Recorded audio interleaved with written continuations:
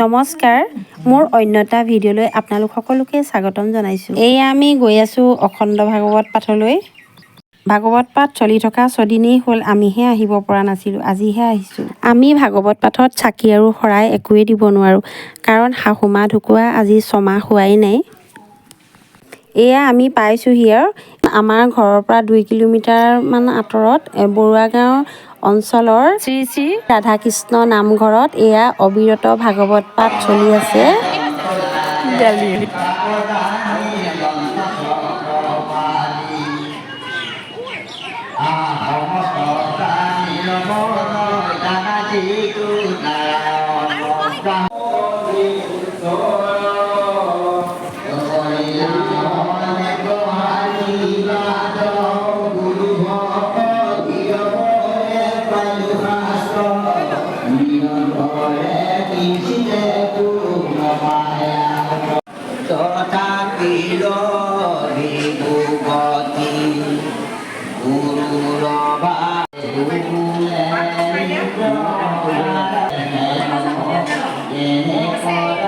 এখেতসকলে অতিথিসকলক ইমান সুন্দৰভাৱে আপ্যায়ন কৰিছে।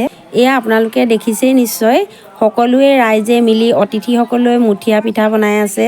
নামঘৰতে গৰমে গৰমে বনাই আছে, গৰমে গৰমে খাবলৈ অতিথিসকলক দিছে। চাহৰ যোগাৰ কৰিছে, ইফালে আলু বইল কৰিছে। সকলো ৰাইজে মিলি সুন্দৰভাৱে অতিথিসকললৈ এনেকৈ যা যোগাৰ কৰিছে। মুঠৰ ওপৰত সকলোৱে নিজৰ নিজৰ দায়িত্ব সুন্দৰভাৱে পালন কৰি আছে।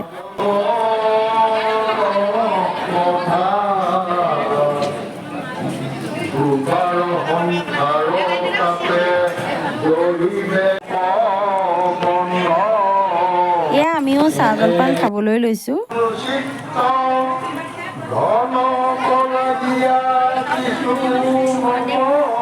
এয়া আমিও ঘৰলৈ যাবলৈ ওলাইছোঁ।